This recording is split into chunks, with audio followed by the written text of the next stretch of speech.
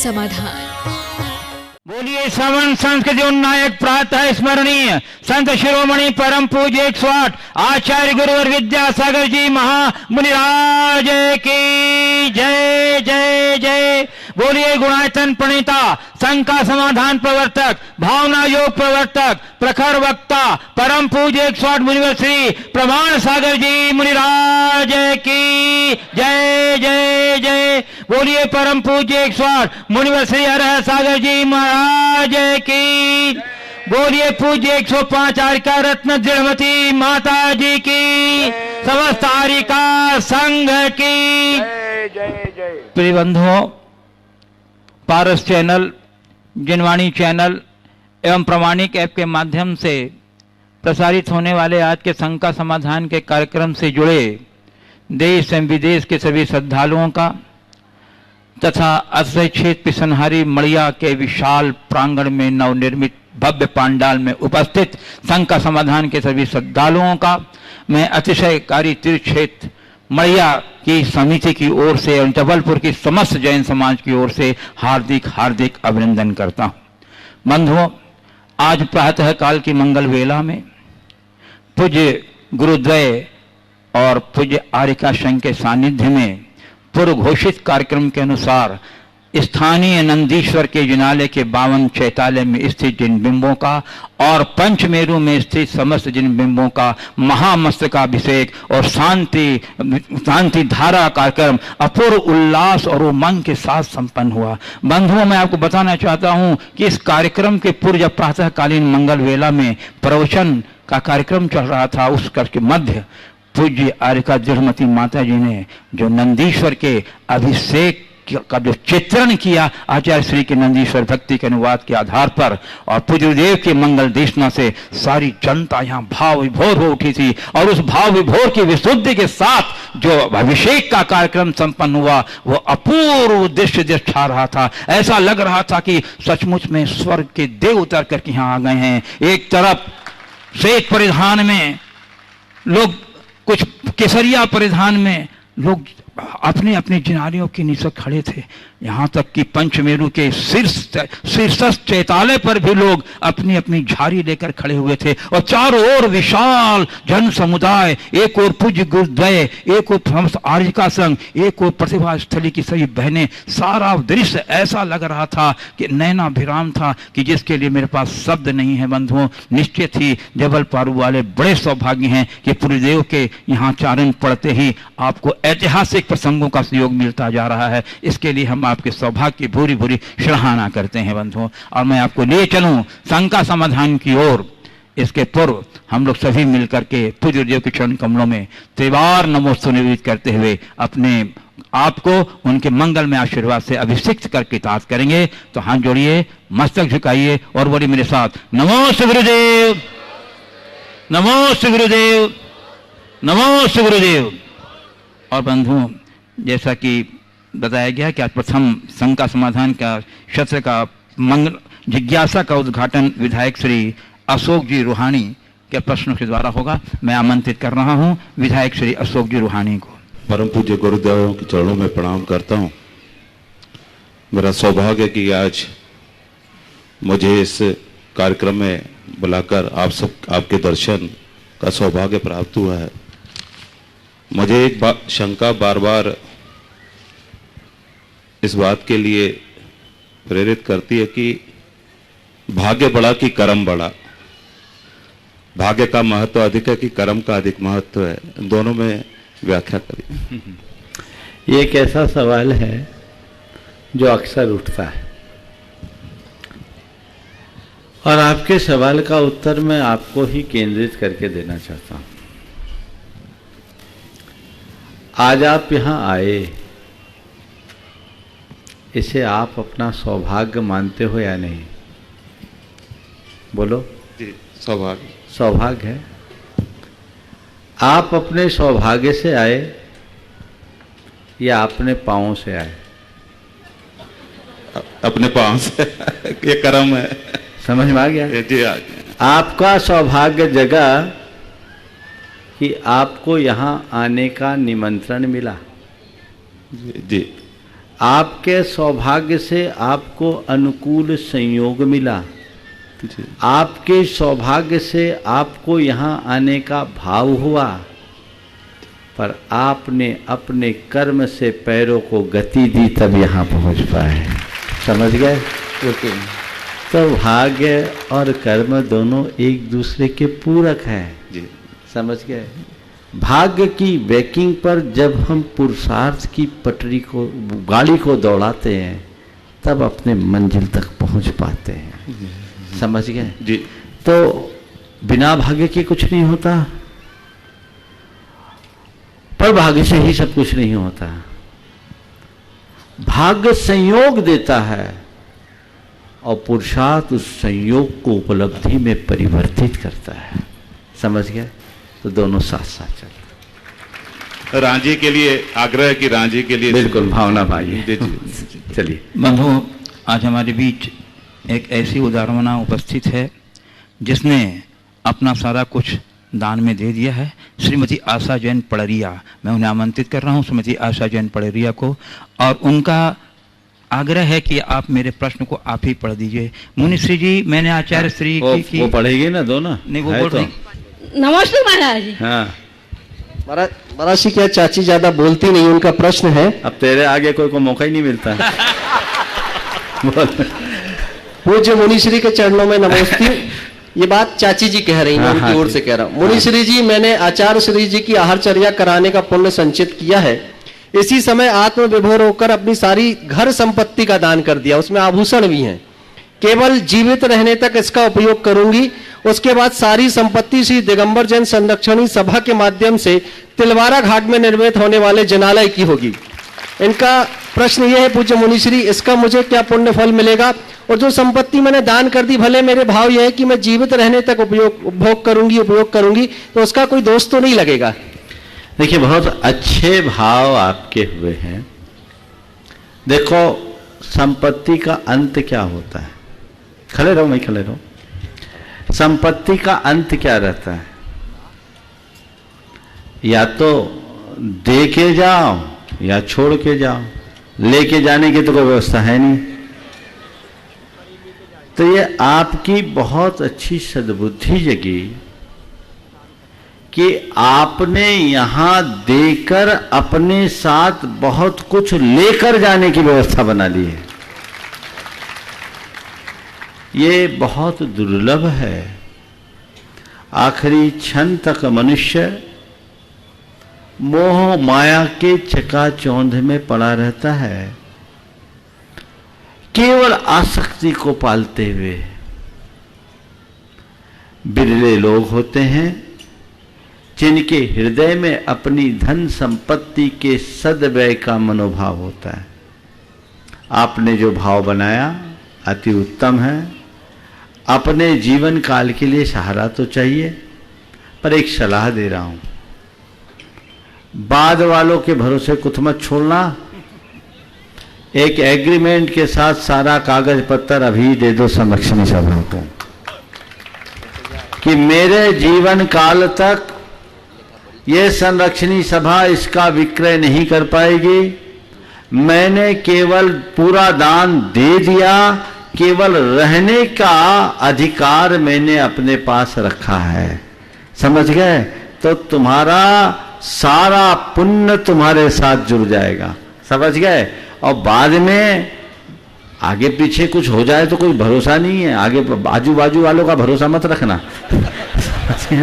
इसलिए जो कुछ करना है, हाँ देखो, मतलब सीधी बात है, अपने हाथ से अपना काम करके जाओ।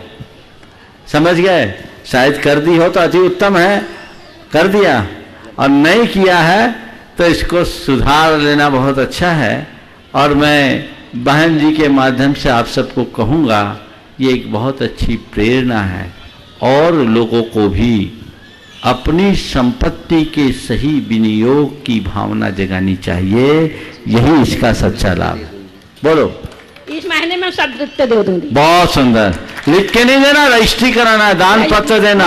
ये अमित आ रही है। सुना में दान पत्र का एकदम रजिस्ट्री और उस रजिस्ट्रेशन में केवल ये लिखेंगे कि मेरे जीवन काल तक ट्रस्ट इसे बेच नहीं सकता, मैं वहां रहूंगी, रहने का अधिकार मेरे पास। हो गया दान, तो आज से ही दान का पुण्य तुम्हारे खाते आ गया। श्री रमेश चंद सजल जैन, गोल्डी मैचिंग जबलपुर। उसके बाद तैयार रहेंगी श्रीमती रितुषा प्रियंका जैन, न्यू लक्ष्मी भंडार जबलपुर। मेरे पूरे परिवार की तरफ से गुरुदेव को नमोस्तु नमोस्तु नमोस्तु। एक पंक्ति मैंने लिखी है जो 2 मिनट में लिखी, बस वो मैं बोल। दिया है मुझको नाम गुरुवर, कर दो शंका का समाधान, जितना भी पा जाऊं इस जग से, कभी ना हो उसका अभिमान। नमोस्तु गुरुदेव नमोस्तु। प्रश्न ये है कि हे मुनिश्री, कहते हैं पाप करोगे तो पापी कहलाओगे और धर्म करोगे तो धर्मात्मा। यह तो स्वयं के कर्मों का टाइटल है, पर गुरुवर मैं सोचता हूँ गुरुवर की कृपा भी तो काम करती होगी। पाप करोगे तो पापी कहलाओगे, धर्म करोगे तो धर्मात्मा।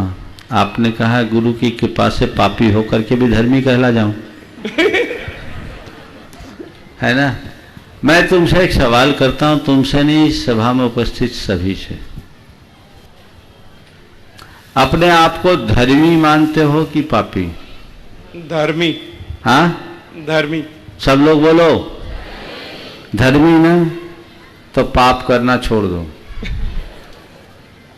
अपने आप को धर्मी मानते हो तो पाप करना छोड़ दो, और अपने आप को पापी मानते हो तो धर्म करना शुरू कर दो। इतनी तो बात है, समझ गए ना।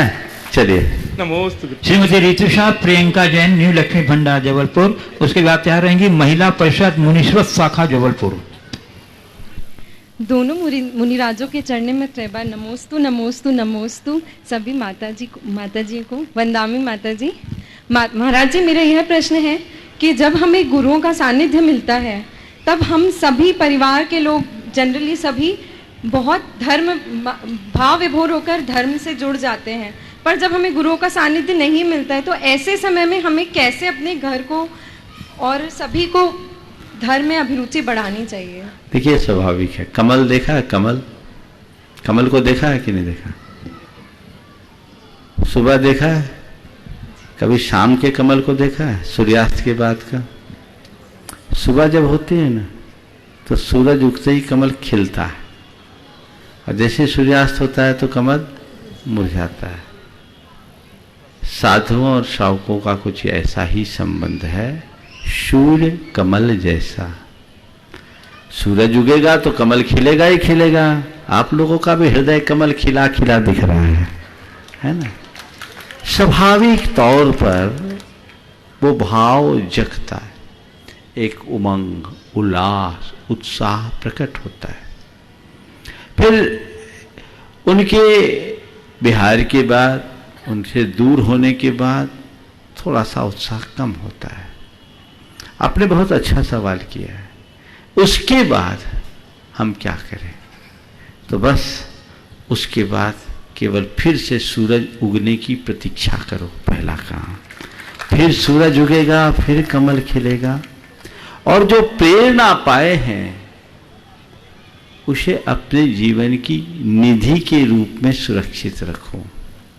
कुछ संकल्पों से अपने आप को जोड़ लो, नियमों से अपने आप को बांध लो, तो मन शिथिल नहीं होगा, समझ गए? और नहीं तो फिर तो कुम्हलाना है ही, समझ गए? चलिए। श्री महिला परिषद मुनीश्वर शाखा जबलपुर। उसके बाद तैयार रहेंगे संदेश वैभव जैन, गौर माझर, मुनिद्वय के चरणों में बारंबार नमोस्तु। बंदामी माता जी। महाराज श्री, मेरे एक प्रश्न है कि हम सब जानते हैं कि भक्तांबा जी का पाठ हमको बैठ के करना चाहिए, लेकिन जब हनुमान ताल मंदिर में हम जाते हैं तो भक्तांबा का पाठ रेगुलर चलता है। जब हम एक वेदी से पुंज चढ़ाते हैं, फिर दूसरी वेदी में जब जाते हैं तो वो भक्तांबा जी की का बाज आता है मुंह, तो उसको पढ़ना चाहिए? उसमें कुछ पाप का बंधा तो नहीं है? भक्तांबर का जब पाठ पढ़ते हैं तो भगवान का नाम लेते हैं कि किसी और का नाम लेते हैं? मैं तो पूछ रहा हूँ, उस समय भगवान का नाम होता है किसी और का नाम होता है? थोड़ा बोलो तो माइक है। भगवान का नाम। तो भगवान का नाम लेने से कहीं पाप लगा है क्या? बोलो तो, नहीं महाराज जी, थोड़ा अच्छे से बोलो। नहीं महाराज जी, भगवान का नाम लेने से कहीं पाप लगा क्या? नहीं। तो फिर चलते हुए भक्तामर बोलने से पाप क्यों लगेगा? बीच बीच बोल तो रहा हूं, सुनिए मैं क्या कहना चाह रहा हूं। मैं आपकी बात को आपकी ही स्तर से समझाना चाह रहा हूं। आप चलते चलते भक्तामर पढ़ रहे हैं, तो भक्तामर पढ़ रहे हैं, मैं एक वाक्य में आपको समाधान देता हूं। चलते हुए भक्तामर पढ़ लेना चाहिए, पर भक्तामर पढ़ते हुए नहीं चलना चाहिए। नमोस्तु। समझ में आ गई बात? फिर से दोहराऊं, चलते हुए भक्तामर पढ़ लेना चाहिए, पर पढ़ते हुए नहीं चलना चाहिए। यानी जिस समय भक्तामर पढ़ने का समय हो, चित्त से बैठकर पढ़ो। लेकिन कोई दूसरा पढ़ रहा है, कान में अगर स्वर आ रहे तो तुम भी उनके स्वर में स्वर मिला लो। समझ गए? चलो। संदेश वैभव जैन, गौर माझर, महाराज जी, गौर झामर, बस गौर झामर। उसके बाद तैयार रहेंगी सृष्टि बेंटिया। नमोस्तु मेरा श्री बंदामी हरिरमा। दान का वह कौन सा रूप श्रेष्ठ है जो धार्मिक और सामाजिक समरसता और चारित्र्य में के विकास में सहायक होगा? दान का कौन सा रूप श्रेष्ठ है जो धार्मिक सामाजिक समरसता और चारित्रिक विकास में सहायक होगा? दान अपने आप में श्रेष्ठ है। जहाँ जब जो जैसा प्रसंग हो हमें वो दान देना चाहिए। समझ गए? दान के लिए हम कोई क्लासिफिकेशन नहीं कर सकते कि यही दान देना चाहिए। जब जैसा प्रसंग आए दान देना चाहिए। सृष्टि बेंतिया। और उसके बाद तैयार रहेंगे आयुषी योगेश जैन पूर्वा। ओम देव कहाँ है? उतनी दूर पहुंचा भाई। जब तक दूसरा नाम बोलो पास वाले का। कल से एक ऐसी व्यवस्था करो राकेश भाई, एक दीर्घा बनाओ जिसमें केवल प्रश्नकर्ताओं को बिठाला जाए। विमल जी 10 मिनट पहले जिनका नाम चयन हो आगे बिठा दिया जाए। यहाँ जितने सब प्रश्न करता है तो मुझे तो 1 आध साल संघ का समाधान करना पड़ेगा। चलो बोलो। हाँ उतने तो रोज आते हैं। चलो बोलो। महाराज जी, मेरे और मेरे समस्त परिवार की तरफ से आपके चरणों में बारंबार नमोस्तु नमोस्तु नमोस्तु। महाराज जी, मेरा प्रश्न है कि कहते हैं कि your mind has to be stronger than your feelings.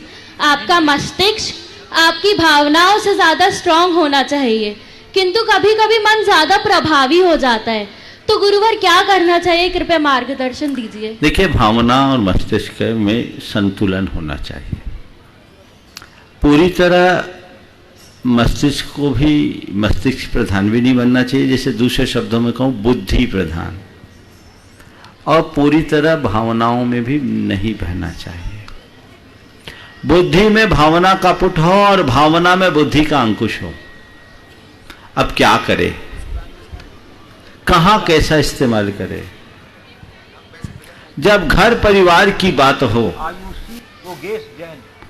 तो भावना को प्रधानता दो। जब घर परिवार की बात हो तो भावना को प्रमुखता दो, और जब व्यापार धंधे की बात हो तो बुद्धि को प्रमुखता दो। दुकान चलाओगे और भावना के हिसाब से चलोगे तो बंटाधार होगा। वहां तो जोड़ घटाव लगा करके ही व्यापार किया जाता है कि इसमें कितना लाभ होगा, कितना नुकसान होगा। बुद्धि लाभ और नुकसान को देखती है, भावना अच्छे और बुरे को देखती है। प्रॉफिट और लॉस से बड़ा गुड और बैड है घर परिवार के संदर्भ में। व्यापार हमेशा प्रॉफिट लॉस को देख के किया जाता है, पर परिवार हमेशा गुड और बैड के हिसाब से चलाना चाहिए। समझ गए? हाँ, तो जहां हमारे जीवन के वैयक्तिक निर्णय हो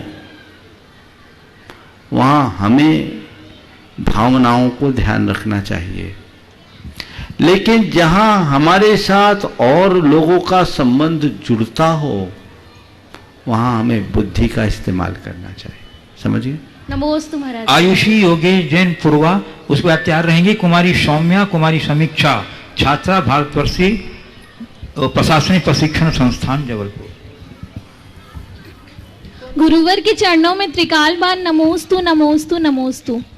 हे गुरुवर, हमें जीवन के हर एक मोड़ पर एक सही फैसला लेना पड़ता है और इस फैसले लेने की घड़ी में हम दो दुविधा के बीच में फंस जाते हैं। हमारा दिल कुछ और फैसला लेता है और हमारा दिमाग कुछ और फैसला लेता है और दोनों ही फैसले अपने अपने स्थान पर सही रहते हैं। तो इस दुविधा के घड़ी में हम सही फैसला कैसे लें? कृपया मार्गदर्शन अभी इससे कीजिए। पहले प्रश्न के उत्तर में आपके प्रश्न का उत्तर आ गया है ना।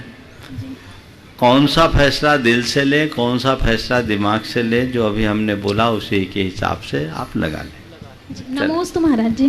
कुमारी सौम्या, कुमारी समीक्षा, छात्रा, भारतवर्षीय दिगंबर प्रशिक्षण संस्थान प्रशासनिक। और उसके बाद तैयार रहेंगे हमारे बीच उपस्थित हैं मध्य प्रदेश शासन के पूर्व मंत्री श्री हरजेंद्र सिंह बब्बू।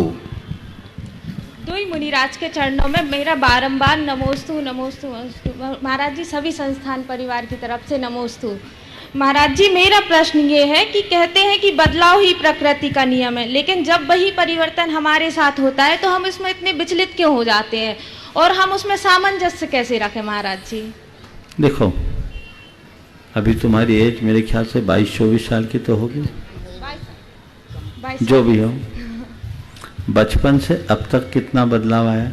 महाराज जी, हर साल नया बदलाव आता है, हर पल आता है। हर पल नया। कभी ऐसा लगा कि मैं क्यों बदल गई, बच्ची रहती तो अच्छा रहता? लगता है महाराज जी, बहुत बार। नहीं, कह रही हूँ, लगता नहीं है। सब बड़ा होना चाहते हैं, थोड़ी भी गोद में खेलते रहते, बिना कपड़ों के घूमते रहते, ऐसा थोड़ी कुछ सोचता है। बच्चे क्या रहे, है ना। बदलाव हुआ, बहुत कुछ बदला। ये प्रकृति सुलभ परिवर्तन है, पर तुम्हें कभी नहीं अखरा। क्यों? क्योंकि तुमने उसे स्वीकार किया। बस यही तुम्हारे उत्तर का सार है। जिस बदलाव को मनुष्य स्वीकार लेता है वो उसके लिए सुखकर हो जाता है, और जिस बदलाव को हम स्वीकार नहीं पाते वो दुखदायी बन जाता है। तो परिवर्तन प्रकृति का स्वभाव है, उसे हमें स्वीकार करना चाहिए।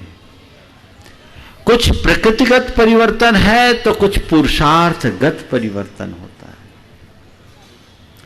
कुछ बदलाव प्रकृति करती है और कुछ बदलाव हमें अपने पुरुषार्थ से करना होता है। शैशव, बचपन, किशोरावस्था, यौवन, प्रौढ़ावस्था और वृद्धावस्था तक की ये अवस्थागत परिवर्तन प्रकृतिगत परिवर्तन है। लेकिन अपने स्वभाव की चंचलता, अपने स्वभाव की उग्रता, अपने मिजाज में परिवर्तन ये प्रकृति नहीं करती, ये हमें खुद के पुरुषार्थ से करना पड़ता है। और जब मनुष्य अपने अंदर वैसा पुरुषार्थ जगाता है तब वो परिवर्तन हो पाता है। तो वैसा पुरुषार्थ जगाइए और अपने जीवन में परिवर्तन लाइए। महाराज जी, वैसा पुरुषार्थ जगाने के लिए क्या पुरुषार्थ? बस जिनने पुरुषार्थ जगा लिया और जो तुम्हें जगा रहे हैं उनके पीछे चलो। मध्य प्रदेश शासन के पूर्व मंत्री हरजेंद्र सिंह बब्बू, हरेंद्र सिंह।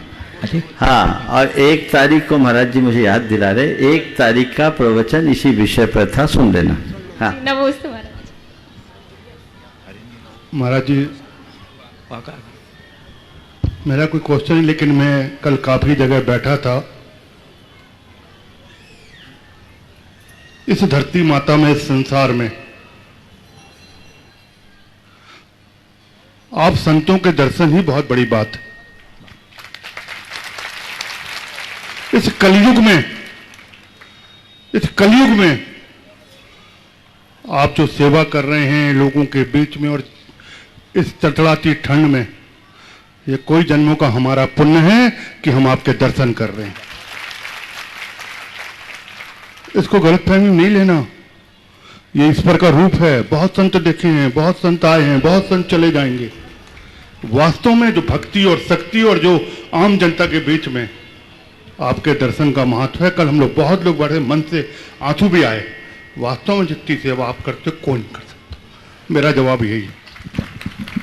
चलो बंधुओं, मैं अन्य जिज्ञासुओं को आमंत्रित करूं इसके पूर्व मैं मंच पर विराजित पूज्य 105 आर्यिका दृढ़मती माता जी से आज के शंकर समाधान के बीच में महाराज श्री जी, आपसे मैं एक ही समाधान चाहती हूँ। एक बार आचार्य श्री जी से यही मढ़िया जी में मैंने कहा था, आचार्य श्री जी, मुझे कभी कभी आपके परोक्ष में आपकी बहुत ज़रूरत होती है, और जिस समय ज़रूरत होती है ऐसी ज़रूरत होती है कि आप हमारे सामने उसी समय उपस्थित होना चाहिए। तो आचार्य श्री जी ने मेरे से जो कहा था मैं बाद में बताऊंगी।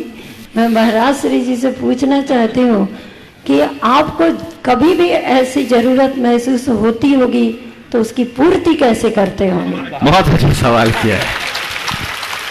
देखिए, गुरु की जरूरत तो हर साधक को होती है और हर पल होती है, हर पल नहीं हर श्वास में होती है, और उसकी पूर्ति भी होती है, तत्क्षण होती है, क्योंकि हर साधक के हृदय में गुरु का एहसास होता है। वो एहसास हमें उनके पास पहुंचा देता है। वे हमारे पास भौतिक रूप से हो या न हो, पर हमारी श्रद्धा और भावना हमें भावनात्मक रूप से उनके पास पहुंचा देती है, जो एक प्रकार के भौतिक सानिध्य का ही एहसास बन जाता है। मैं समझता हूं मैंने जो उत्तर दिया ऐसा ही उत्तर इन्होंने भी दिया होगा।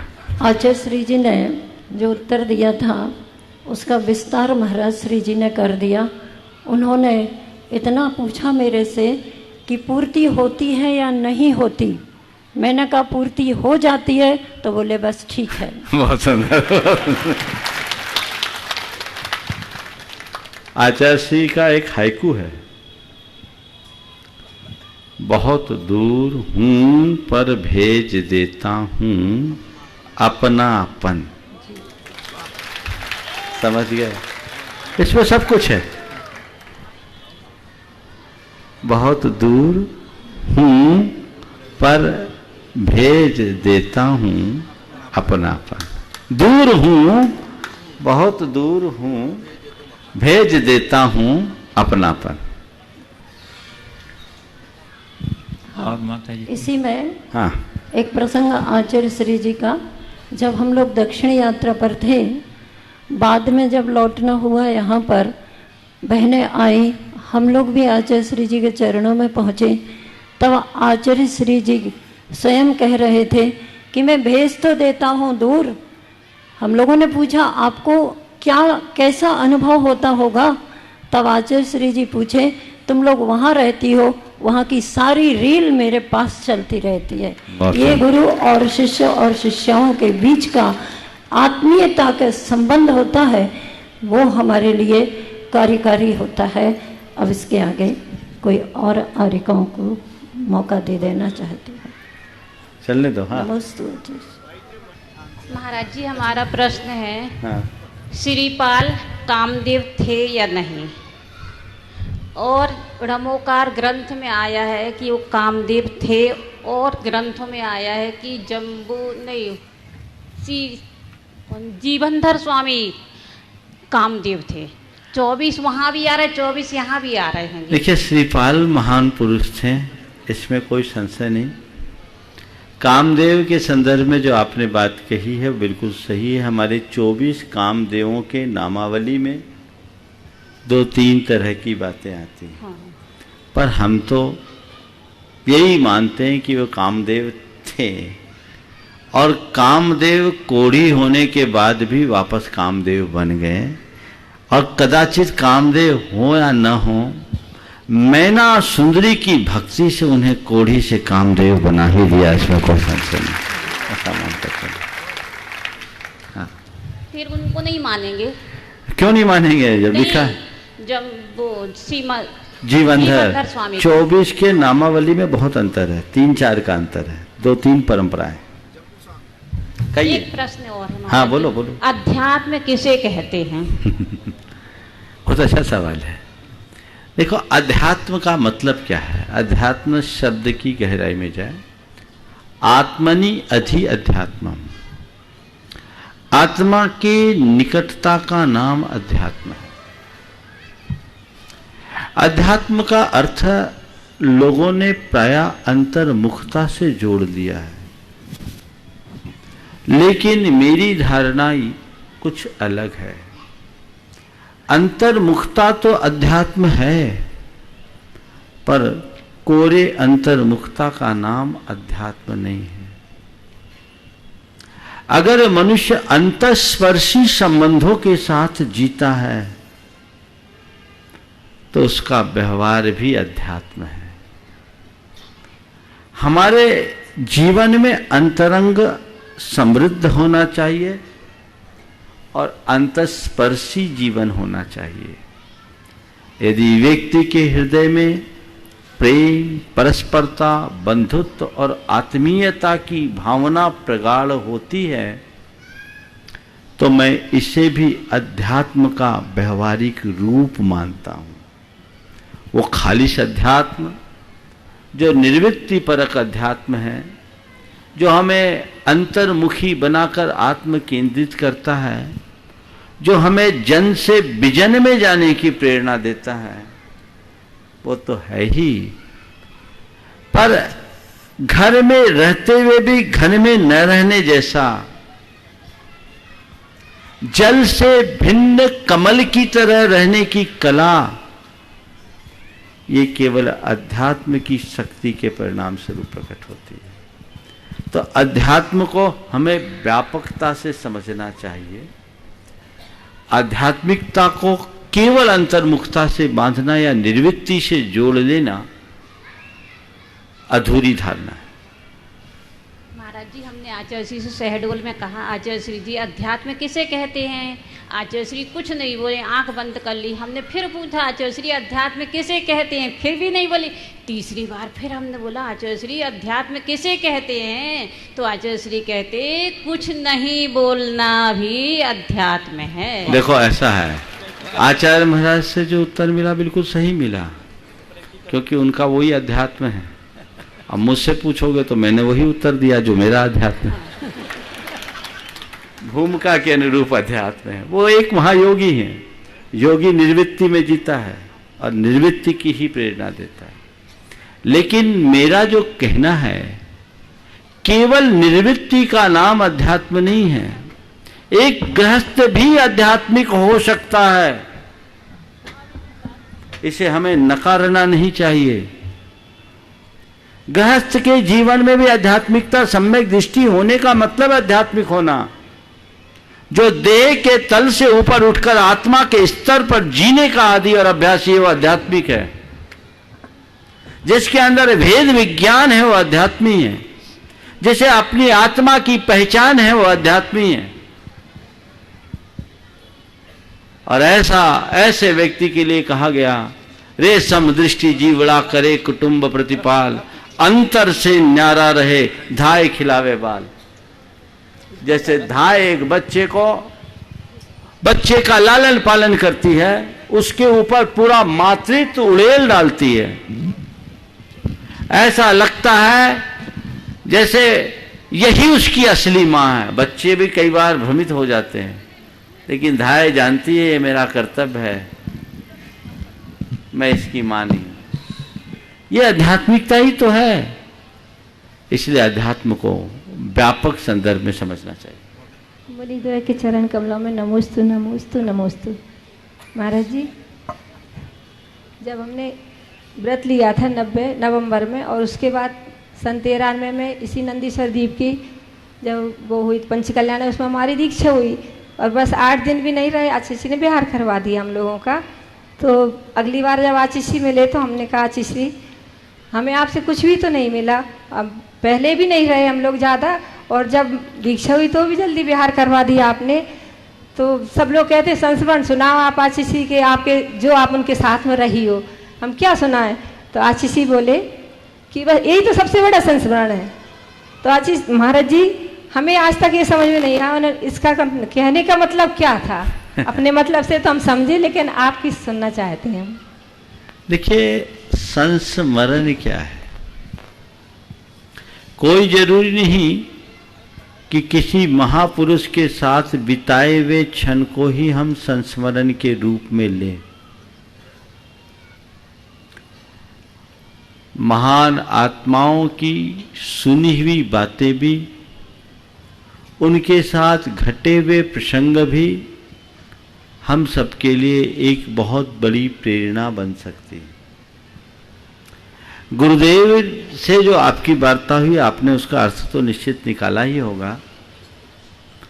और गुरुजी ने जो ये कहा कि यही संस्मरण है, तो आप ये कह सकते हैं या ये समझ सकते हैं कि गुरुदेव ने आपके भीतर अल्प अवधि में भी इतनी परिपक्वता समझ ली कि आपको दीक्षित करके संघ के लिए समर्पित कर दिया। आपके संदर्भ को एक दूसरे संदर्भ से जोड़ता हूं। 1985 की बात है, नैना गिरजी में संघ था, सर्दियों का समय था। आचार्य श्री ने योग सागर जी, क्षमा सागर जी और गुप्ती सागर जी को सागर के लिए बिहार कराया नैनागिर से। उस समय संघ छोटा था, साधुओं का विहार कम होता था। सागर के लोग पहुंच गए, पंडित दरबारी लाल जी कोठिया भी थे, पन्नालाल जी साहित्याचार्य जी भी थे, और क्षमा सागर जी के पिता श्री जीवेंद्र कुमार जी सिंघई भी थे, और नाथ आपके कक्का जी भी थे, क्या नाम आपके पटना, गुलाबचंद जी, ये लोग। हाँ गुलाबचंद जी। तो वो सब थे, मैं भी वहीं था। उन दिनों में क्षुल्लक अवस्था में था। महाराज जी आपने बिहार करा दिया। तो आचार्य श्री ने कहा, कब तक उंगली पकड़े रहेंगे? बात तो सही है, बच्चे की ही उंगली पकड़ी जाती है, कब तक उंगली पकड़े रहेंगे?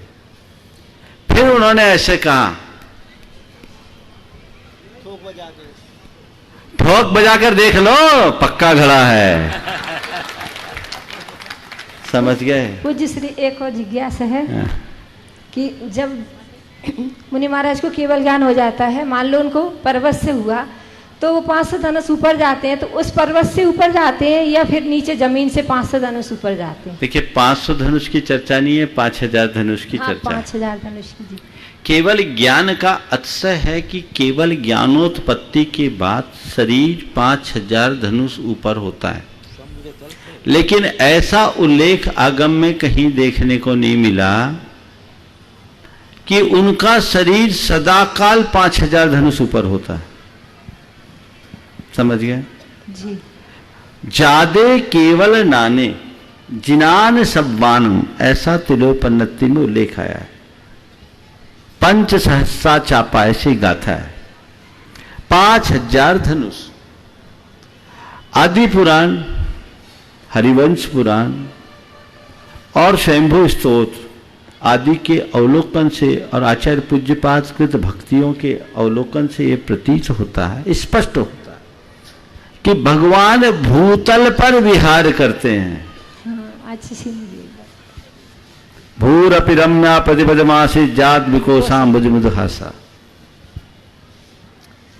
तो भगवान धरती पर विहार करते हैं, एक हाथ ऊपर, हरिवंश पुराण में आया। बाकी धरती पर 4 अंगुल ऊपर कमल से चलते हैं। मतलब ऊपर जाते होंगे 5000 धनुष। बता ना, सुनो। तो केवल ज्ञान के प्रभाव से चेतना का ऊर्ध्वारोहण होता है और शरीर ऊपर अधर आसमान में जाता है, लेकिन हमेशा वो अधर में नहीं रहते, विहार धरती पर होता है।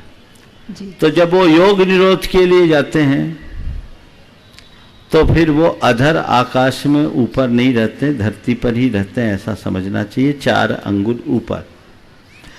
पावा नगरोद्याने विसर्गेन स्थित स मुनि, ये अपने आचार्य पूज्यपाद ने भगवान महावीर के लिए भी लिखा है। तो ये भगवान का धरती पर विहार होता है, धरती से ही निर्वाण होता है, धरती पर ही भगवान का संस्कार होता है, और इंद्र द्वारा धरती पर ही वज्र के माध्यम से उनका चिन्ह अंकित किया जाता है, ऐसा सोचना चाहिए। जी नमस्ते महाराज जी। दोनों महाराज जी के चरणों में नमोस्तु। महाराज जी, हमारी शंका है कि आचार्य श्री जी का जन्म तो दक्षिण में हुआ, दीक्षा राजस्थान में हुई, लेकिन प्रसिद्धि उत्तर भारत को क्यों मिली? ऐसा कौन सा पुण्य किया था कि आचार्य श्री विद्यासागर जी महाराज जैसे गुरु हमें मिले, उत्तर भारत को आचार्य श्री मिले, और उत्तर भारत का कौन सा पुण्य का योग था ऐसा? देखिए, जन्म दक्षिण में हुआ, दीक्षा पूर्व पश्चिम में हुई, और आपने उत्तर की बात की, मैं थोड़ी असहमति प्रकट कर रहा हूं। दक्षिण से पश्चिम आए, मध्य में चमक रहे हैं।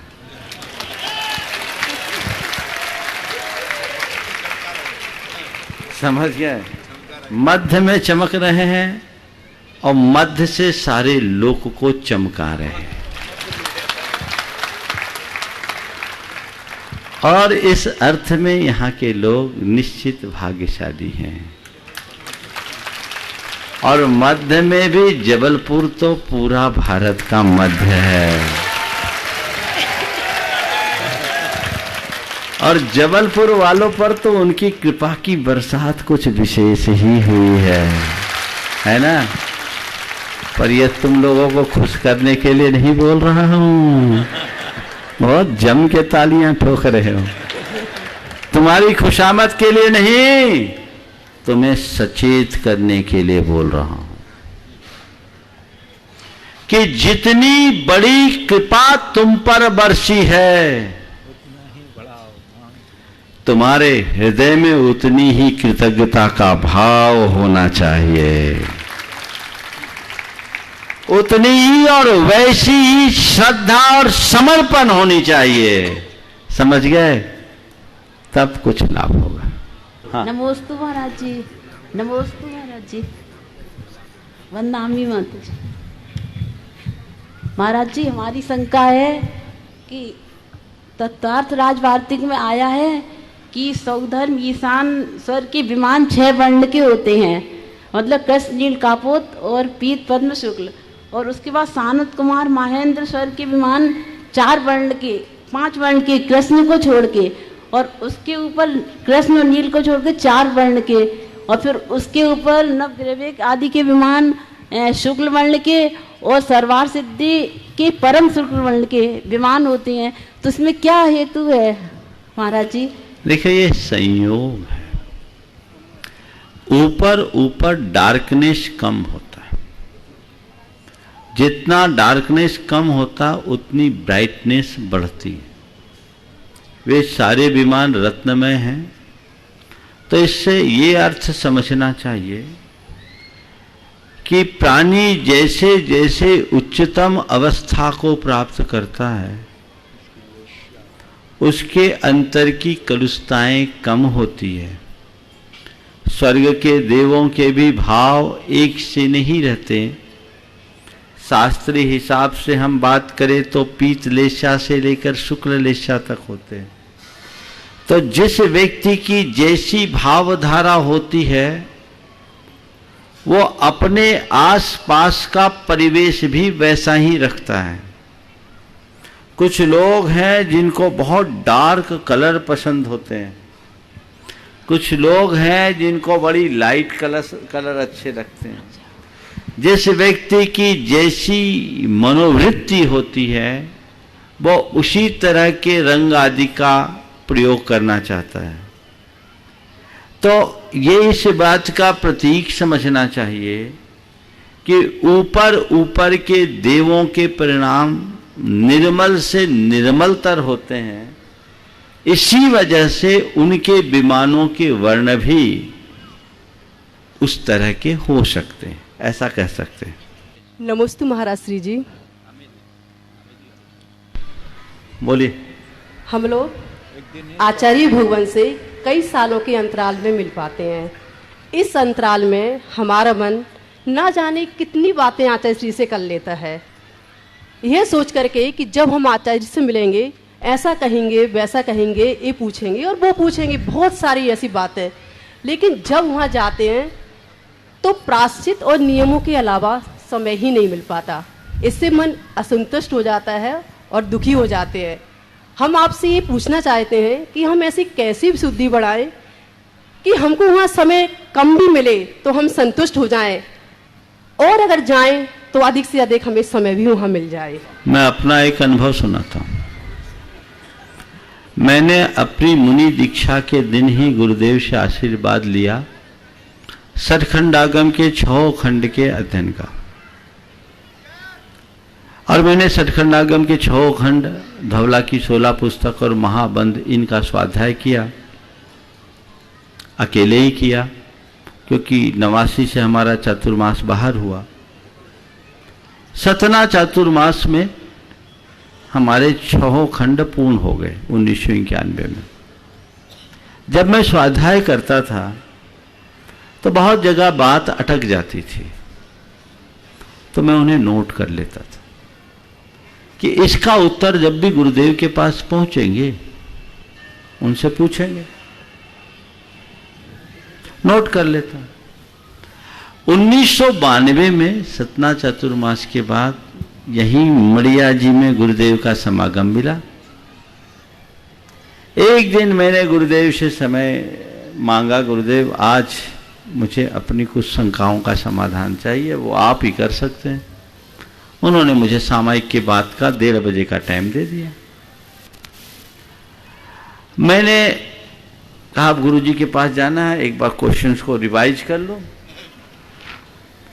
मेरे पास करीब 50 प्रश्न थे जिनका उत्तर मुझे चाहिए था।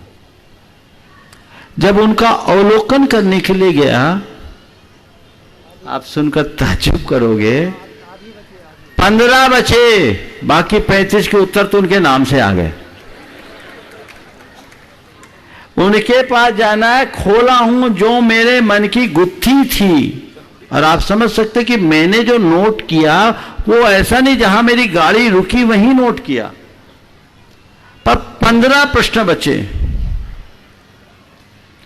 और 15 प्रश्न लेकर के जब मैं गुरुजी के पास गया तो उनके पास बैठते ही उनने एक वाक्य बोला और मेरे 4-5 प्रश्न ऐसे चले गए। 5 प्रसंग ऐसे थे जो तालपत्रीगत त्रुटि के परिणाम स्वरूप हुए थे, लिपि भेद के कारण वो थे। और 4-5 प्रश्न का उत्तर गुरुदेव ने चुटकियों में दे दिया। तो मैं अपने अनुभव से ये कहता हूं, गुरु से कह करके जो समाधान मिलता है उससे बड़ा समाधान गुरु को देख करके भी मिल सकता है। महाराज श्री जी, ऐसा तो कई बार हमारे साथ भी होता है। हाँ, लेकिन अपने लिए ये भी तो लगता है कि इतने महान गुरुवर है, हमें उनसे कुछ बात। मैं वहीं आ रहा हूं। गुरु से कह करके जो समाधान मिलता है उससे कई गुना समाधान गुरु को देख करके भी मिल जाता है। ये जीवन का बहुत बड़ा सत्य है और ऐसा अनुभव सबको होता है। अब रहा सवाल, मन संतुष्ट नहीं होता तो हम लोगों को ये भी सोचना चाहिए कि भले हमारे गुरु एक हैं पर उनके तो शिष्य अनेक हैं। वो क्या करे, उनकी अपनी सीमाएं हैं, उनकी अपनी बाध्यता है। एक बार उन्होंने एक बात कही थी कि देखो, छोटी मोटी शंकाओं को आपस में ही हल ढूंढ लेना चाहिए। हर बात का समाधान यदि हम उन्हीं से प्राप्त करें तो कैसे होगा। मेरी तो सलाह है कि गुरु का सानिध्य मिले, उनसे सब कुछ ले तो ले ही, नहीं तो जो हमारे संघ के नायक है उन्हें ही गुरु की प्रतिमूर्ति मानकर उनसे सलाह ले लेना चाहिए और समाधान पा लेना चाहिए। यही आंतरिक संतुष्टि का आधार है, इसके अलावा और कुछ नहीं। महाराज श्री जी बीच में, हाँ बोलो। आपने अभी जो समाधान दिया कि गुरु से कह कर के कुछ समाधान होते हैं, उससे ज़्यादा समाधान उनको देख करके हो जाते हैं। एक प्रसंग मुझे याद आया, बहुत सुंदर। 1987 का हम लोगों की दीक्षा के उपरांत का जो प्रसंग चातुर्मास आचार्य श्री जी के साथ थोवन जी में हुआ, उस समय आचार्य श्री जी बहुत ज़्यादा अस्वस्थ हो चुके थे। मलेरिया का ज़बरदस्त प्रभाव था। जब थोड़े से स्वस्थ हुए, हम लोग अध्ययन करते थे और उस समय अध्ययन के दौरान कुछ विशेष ग्रंथ का भी अध्ययन चल जाता था। कभी कभी देखते थे, जयधवल का एक प्रसंग देखा था, उसमें बहुत गहराई से अध्ययन करने के बाद एक मन में जिज्ञासा जागृत हुई थी और उस जिज्ञासा को समाधान करने का विचार किया। सोचा कि आचार्य श्री जी के पास चलते हैं, उनसे समाधान लेंगे। जैसे ही आचार्य श्री जी के पास हम ग्रंथ लेकर के पहुंचते हैं, ग्रंथ लेकर के इसलिए कि क्या पता आचार्य श्री जी पूछें कहाँ का प्रसंग है, कैसा है, इसलिए ग्रंथ लेकर के गए और अंदर उनके चरण सानिध्य में पहुँचे, नमोस्तु किया, आचार्य श्री जी से कहा, आचार्य श्री जी एक जिज्ञासा है, उसका समाधान चाहते हैं आपसे। तो बोले बोलो क्या है। मैंने जैसे ही ग्रंथ खोला और वो पेज मेरे सामने आया, मैंने मन में प्रश्न कहना चाहा कि मैंने कहा आचार्य श्री हो गया समाधान, हो गया समाधान। तो बोले क्या प्रश्न था और क्या समाधान हो गया। मैंने कहा इतने दिन पहले से हमें ये जिज्ञासा थी और इसका ये समाधान मिल गया। बोले ठीक हो गया, सही है, इसका समाधान यही है। मैंने कहा आचार्य श्री जी ये तो सब आपके चरण सानिध्य में आने का प्रभाव रहा कि आपको देख करके ही मेरी जिज्ञासा का समाधान हो गया। ऐसे बहुत सारे प्रसंग आते हैं जो महाराज श्री जी ने उत्तर दिया, उसकी पुष्टि के लिए यह प्रसंग आपके समक्ष। एक बार की बात है, एक आदमी ने एक फोर्ड कार खरीदी, फोर्ड, और फोर्ड कंपनी की कार खरीदी और लिया। 3 किलोमीटर बाद गाड़ी रुक गई।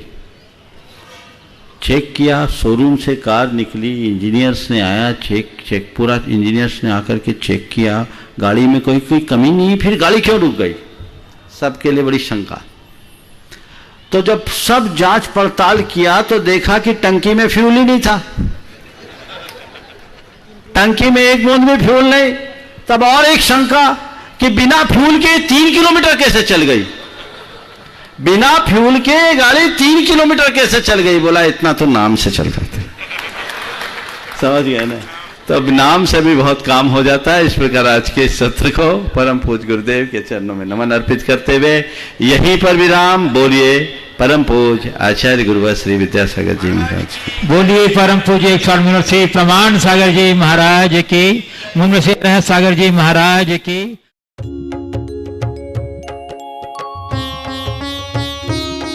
शंका समाधान।